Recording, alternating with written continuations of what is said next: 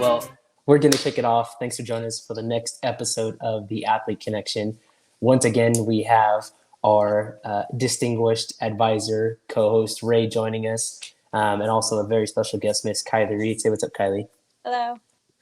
Cool. So we want to kind of obviously have you on. You definitely have a unique story. Had a very, very successful career, I would say, at the University of Cal. So if you want to kick it off, just obviously you can introduce yourself again, let everybody know, what sport you play, what school you went to, and really just kind of how you got started along that journey to do what you're doing. So my name's Kylie Reed. I played second base at UC Berkeley, Cal for all the athletes. That's how they know it. Got into softball when I was about 4 years old, played in the local rec league. My mom, my grandma were my first coaches. Started kind of going after it, started joining All-Stars, joining travel ball, had a pretty good showing out, ended up signing with Cal, and I enjoyed all 4 years that I had there. And you put that very modestly, like you just made it seem like, oh, well, I was pretty good at youth sports and then just kind of fell upon this scholarship at Cal. Like, talk a little bit about your journey. Like, what did it take to get there and how did you kind of start along that path? Yeah, it took a lot of hard work, a lot of patience. I know the typical answer of, oh, blood, sweat, and tears, but it took a lot of blood, sweat, and tears. Grew up in a very, very, very small town. I ended up playing travel ball for the Corona Angels. I owe my entire career to Marty Tyson. That was my coach for the Corona Angels. Played in that organization for 10 years, the only travel ball team I ever played for. He is to thank for the exposure that I got to college coaches, to all these different universities who showed interest in me. I ended up attending a couple of on-deck camps. I played in a bunch of tournaments and showcases under the Corona Angel name. So that itself would bring a bunch of coaches around. Worked my butt off, kind of got introduced to the Cal coaching staff. I fell in love with the area, with all of the girls that were up there. So that was like the perfect fit for me. That's huge. It's funny that you said that you were with like the Corona Angels for like your tenure, because you rarely hear that these days, because travel ball, club sports, it's huge. Everybody's involved and they're switching. It's like the draft, really, right? So for you to honestly sit here and say, no, the one organization the whole way through the whole process, that's a unique story itself. So Cal was it your first choice? Explain the recruitment process with that.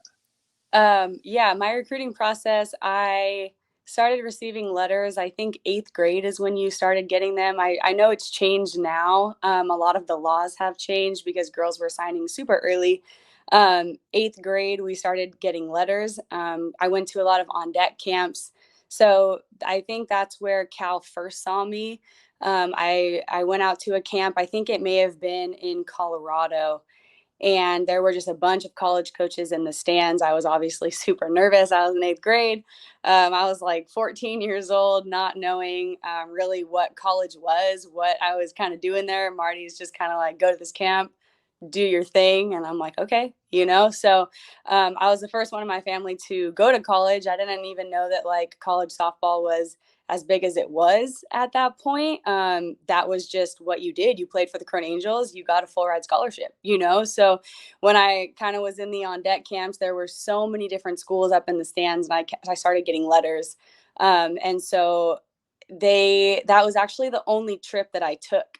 As soon as I stepped on Cal's campus, I was like, yep, this is where I'm meant to be. This is where I want to go. It's close to home.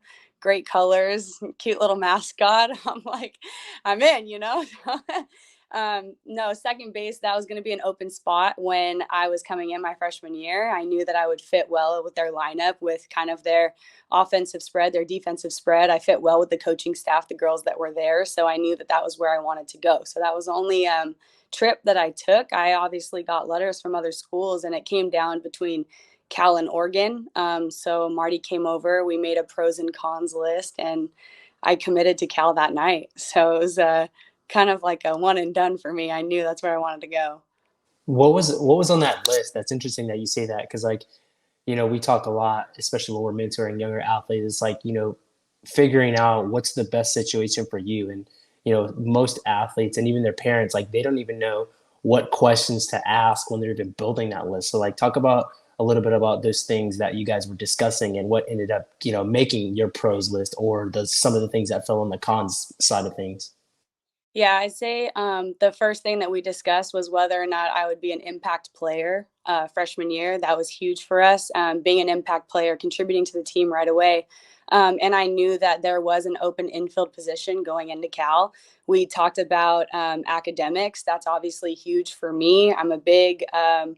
I'm a big proponent on the Cal diploma. So that I think for me was a major deciding factor because I knew that I can't play softball the rest of my life, But having a degree from UC Berkeley, it's like that's going to set you aside from a lot of people when I do enter the workforce. So I think that those are the kinds of things that student athletes need to consider when they are considering schools, whether or not you can go in and make a difference athletically right away, whether or not they have what you want to major in. Is it close to home? I ended up having to come home a lot because my grandma was sick and it was only a 6 hour drive or an hour flight. So, are you okay? I obviously wasn't considering any schools that were on like the East Coast, but do you want to play in the snow? Do you want to have to shovel snow off of your car's windshield at 5 in the morning before 6 o'clock waits? Heck no, I don't thrive in the snow. I know that I'm a California girl, so I wanted to stay somewhat close to home. I wanted my parents to be able to come to my games. I wanted to go home for Thanksgiving, for Christmas, and going to Cal, that was obviously something that I was able to do. So that was just kind of the right fit for me. You're dropping dimes right now. Like I always knew that you were a tactician, but dang, right? So, rewinding just a little bit, have you always had this drive like, hey, A, B, C, D, this equals a E, F, G, H, I, J, K, or was it something that, like you said, a lot of your career you owe to Marty with in the realms of softball? Was that something that was bred at that level at the travel ball stage, or you had this and then it was developed? Because just thoughts of shoveling snow and like where I want to be, like that's not on the minds of a lot of college athletes. They don't think that far. They probably just think of just, oh, USC, UCLA. Don't think about those little things that make a huge difference. I know I didn't. So where did that come from? Yeah, I'd say that came from Marty. He has been in this business for I don't even know how many years. I don't want to I don't want to misspeak right now, but all of these different things that he was having me consider, that came from him. We sat down, my parents, we were at the dinner table. It was how I would usually sit down at dinner, but instead of my brother across from me, it was Marty. And we had a piece of paper in the middle. Mom's here, dad's here, Marty's right across from me. We're considering all of these different things, and I think that after he explained to me how the process went, I would say I have a type A personality. I'm very structured. I'm like, here you go, here you go, here you go. So after Marty explained to me all these different things, I think it was just kind of like in my personality to take that and kind of go with that. So I would say that he guided me very well during this process. That's dope. I mean, and that's exactly why we're doing this podcast. Hopefully, share some light or shed some light on some of that.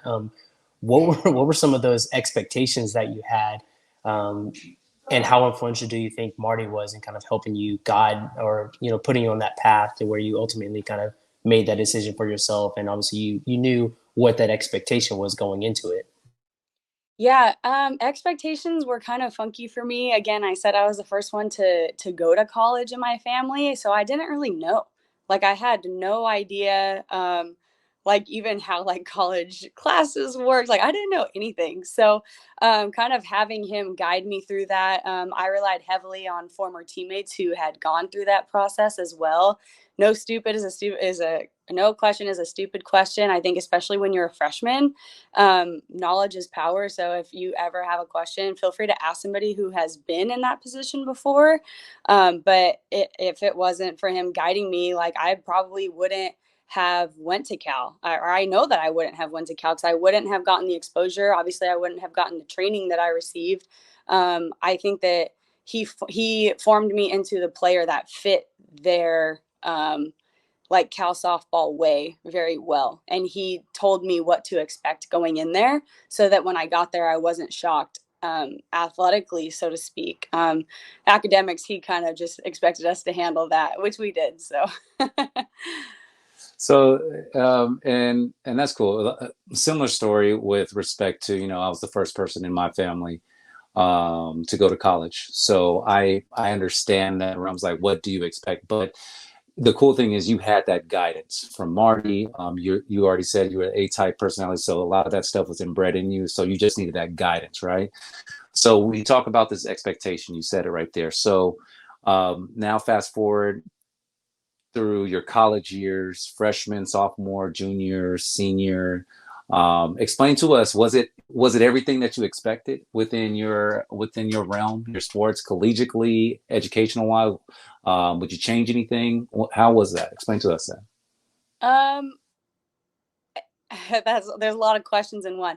I didn't really go in with any expectations because I didn't know what to expect. I'll start athletically and then move to academically. So athletically, I got on campus, and within the first week, my coaches called me into their office and were like, "We know you're a freshman on campus, but we expect you to be a leader. This team needs some sort of leadership, and we expect you to kind of set the tone for this year." So I'm coming in as like an 18-year-old, and I think we had 6 seniors at the time, 2 5th years. We had a lot of older girls, we had a lot of girls that I would have expected to take on that leadership role. I didn't really know how I was going to go in and change like the team's culture, basically. And I think that when I did get in there, kind of the team's culture was lost a little bit. So I think that they had this high expectation of me coming in and just like completely turning things around. So that was really intimidating coming in first week freshman year. Obviously, I was going to have to earn my stripes. I wasn't just going to come in and start telling these 22-year-old women what to do as an 18-year-old, like, hey, you need to change this. No, like I know how that works. Academically, I relied heavily on them. So I spent a lot of time building a relationship with the seniors and juniors. And I was very close with the sophomores already. They were awesome to me. Those were former Corona Angels as well. So I spent a lot of time getting to know the juniors and seniors and making them know that they can trust me. I think once fall ball came around and they could see more so what I was able to do on the field come game time, I think that earned their respect. Actions speaking louder than words. So when it came to other things like academically, hey, Jordan, what classes should I take? Like, hey, my academic advisor put me in this class. Is this what I should be taking? Some of the seniors actually majored in what I was going for. So they were able to kind of help guide me through that. And again, I wasn't afraid to ask those kinds of questions because it is scary when it comes to planning classes. Like, okay, you have 6 a.m. weights. You have to schedule your classes between 6 and 1 a.m. because you have to eat lunch, and then you have practice at 2. And then after your 2 to 4 practice, we have study hall from 6 to 9. So they could kind of tell me exactly what classes to take. We had an academic advisor who was there to make sure that our A through G requirements were kind of tacked off and it fit well with our practice and our training schedule. That's important. I mean, you said it obviously. It was a big question, but that was a big answer, and you're spot on. I mean, with all that, trying to make your mark as the new deemed soon to be captain, and you're coming in as a freshman, kind of getting acclimated to things. Like, what do you think was the most important feature or attribute that you kind of picked up or had to learn to kind of set yourself up for that success, whether it was in the classroom or on the softball field? I definitely had to handle my stuff in the classroom first. I will never forget, I was taking like a nutritional science class, and science is not my thing. I'm an English teacher now, like science is not my thing. And I remember our first midterm, it was worth like 30% of our overall grade. And it was the first thing that we had to turn in. And I think I got like a C on it. Like, don't tell my parents, but I got a C. So like coach pulls me aside and she was like, hey, you got to see, like, you're about to not be passing this class, like, what's going on? So definitely handling academics first. Like, I'm not a C student, like, I'm an A student, so I was obviously freaking out. And then you're coming in freshman year and your head coach pulls you aside like mid reps at second base to ask me about my grade on a midterm in a class, and I'm like, oh my gosh, so that was really stressful. I definitely had to make sure that I handled what I needed to handle on the field first. And again, I just go back to creating those relationships with your teammates. That's super important. Kind of making sure that they know that they can trust you. They know that they can rely on you come big situations, whether it's on the field or off the field, because you're living with these girls too. They're more than just teammates at that point. They kind of become your sisters. Like, I spent more time with them than I did anybody else, like my family, my friends, or anything. Like, those girls we were surrounded by each other 24/7. So building those relationships, getting to know them, I think that that's super important. So I had a long question before. I want to shorten it down. All right. So do you think is it a student athlete or is it an athlete student? When you get to the college, do you understand? You understand what I'm talking about? Because I think we had this conversation before. Whenever like a coach, I would say, "Hey, I know we're student athletes, but some programs is athlete student. Athletics. Don't let any class come before your sport. At Cal, I know it's a little bit of different because it's scholar. I mean, Cal, Berkeley is top echelon, right? So, what was that experience for you? Did you feel any of it? I know you were explaining that pressure for your midterms, but did you experience that from the coaches or anything like that? No, we pretty much knew the eligibility rule. There was never a question about it. And I saw teammates have to sit and watch us lift weights because they weren't eligible to.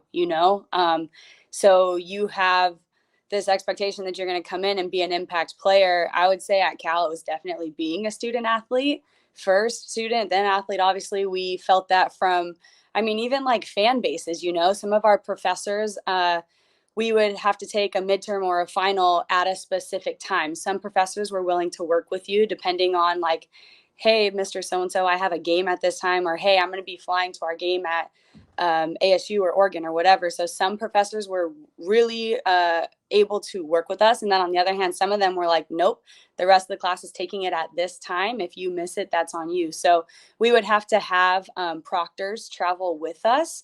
So I remember there were about 4 of us in one class, and we had to take it on the plane to Michigan. And we were flying to Michigan for postseason, and we had to take it on a plane to Michigan with the proctor watching over all of us to make sure that we didn't like cheat or anything like that, as if you could like cheat on those kinds of tests. They were so hard. So again, it just depended on the professor that you had. But when it came to your practice schedule, like, this is the time that you can schedule classes, figure it out. There was no questions asked. You were not going to go to coach and say, hey, coach, like, I have this or this. A lot of times the seniors who were taking, like, we had seniors taking engineering classes. Those classes are a little bit harder. So sometimes they're going to take priority. So when it came time to figure out what time we were going to practice, sometimes coach would consult with, say, the seniors, or girls who were taking really hard majors. My roommate was a biochemist, so her classes, there were only certain times that she could take labs and stuff like that. So once they established a practice schedule, you were finding time to schedule your classes around that. There was no questions about that. And that's a great segue to my question. That obviously, basing the response, like how important was your time management and your preparation leading up to those things, and kind of what are some of the things that you did to obviously put yourself in a position to stay eligible to do all those things that you obviously needed to do as a athlete, student athlete.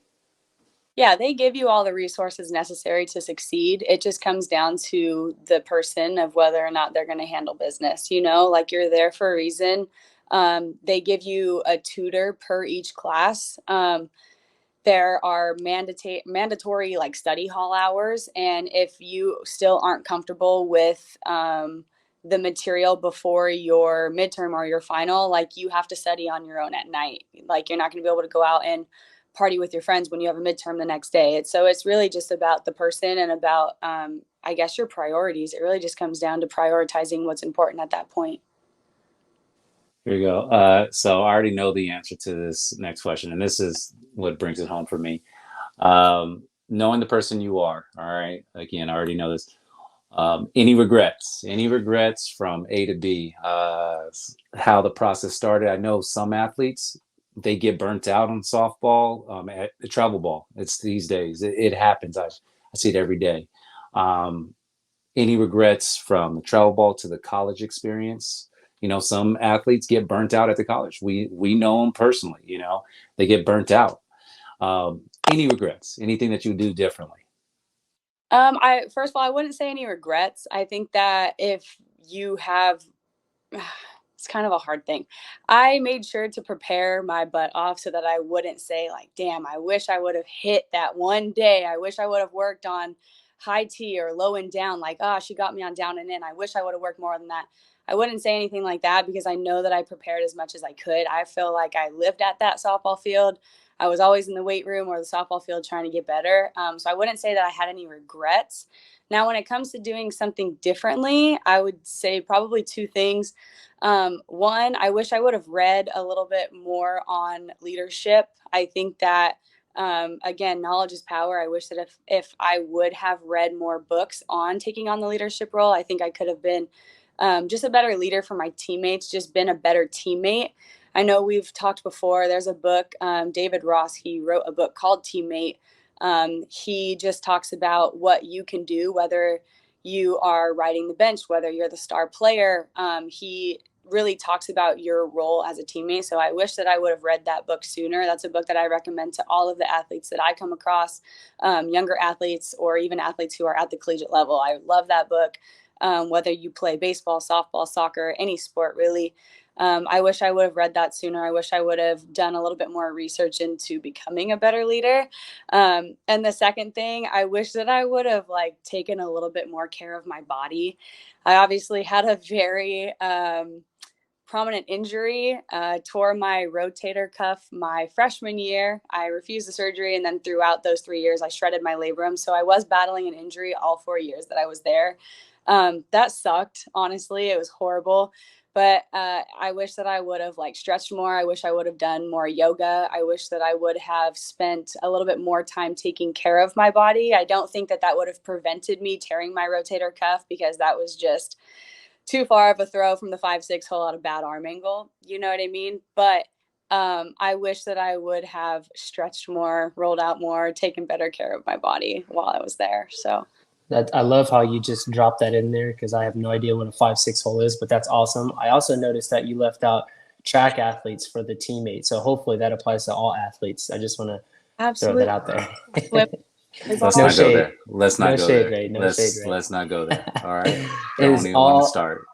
it's all love here. That's no, that's great. Like Ray said, you're dropping, some very, very important information. That's something that you just don't pick up. Like it's rough if you don't have those people to kind of walk you through that process and really kind of let you know, like, hey, this is what the expectation is. Because I know sometimes you get thrown in the fire, and hopefully this will help people, figure out what that expectation is and really what they're getting themselves into, whether it's while they're there, while they're going in there, or even maybe before they make that decision. So that's great. Last couple questions, and obviously we talk about this on every episode. We wrap it up, but if you were to have any sort of advice or recommendations to any, up and coming softball players or just really athletes in general, like what advice would you give them? Obviously, going through the journey and the experiences that you've been through up to this point. Ooh, a lot of pieces of advice. One, wear sunscreen. Number two, it's gonna be hard, like you're gonna go through some hard times. Try your hardest to enjoy it. I would say if I could do it all over again, I wish that I would have like really taken a step back. Like you work your whole life to be in this situation, and to be put in a position where you are competing at the level that you want to be competing at. I wish I would have taken a step back to enjoy it a little bit more, be grateful to be put in that position and be living out my dream of playing collegiately against the best athletes, so I would tell them definitely to take a step back, enjoy it, breathe. Obviously, like I said, take care of your bodies. If you have the time, take some time to read books on leadership, about being a better teammate. Knowledge is power. So the more you know, like the more you're able to grow as a person, as a teammate, as hopefully a leader on whatever team you go in or go on. That's great. I have one last request, but before I do, Ray, do you have anything else? Any other questions, thoughts, anything to add? I have nothing to Kylie. You have always been that superior athlete, so athletic. She could, in fact, have done track and field. Not many people can do that. Trey being one of them. But you were that fast and that gifted. All right. But no, thank you so much. It was always a pleasure training you, working with you. Man, I still remember those days. And I love the work that you're doing today with athletes, with your students, and you're giving back. And that's what I love the most of overall. So it is awesome to see. And we love watching you do it. Well, thank you. Agreed. So last thing, wrapping it up, let everyone know if they have any questions, how maybe they can reach out to you on social media. And two, you have to refer one athlete that we can get on the next episode, one or two. Athletes that you have trained? Any athletes Ooh, okay. in your network, and you have to help us get them on. That's the deal. Okay. All right. I would say probably my former teammate, Aaliyah Laxamana. She's doing amazing things now. I actually have a couple of former teammates who I think would be really great to jump on here. Octavia Bond is still up there. She has her own training facility up in the Bay Area. I have a lot of like former friends who are still playing. I have friends who are now coaching at the collegiate level. So I think we'll be able to talk and get some more girls on here. Any sport, both sports, volleyball, whatever sport, any athletes, no Okay. sport. No, All right. A lot of friends. we're not at, yeah. I know you do. That's why I'm throwing that out there. Big time Kyrie. That's what we call her. You All should right, let get everyone. Marcus Simeon on here. That'd be a good one. Who's that guy? No, I think we might be able to put in a request. I don't know if we'll Yeah. be able to get him, but we'll see. We'll see what happens. I'll see if I know somebody who knows him. So Yeah. we'll see. Let me know. We'll put in a memo. But Kylie, let everyone know how they can reach you. Go Bears. We love Cal.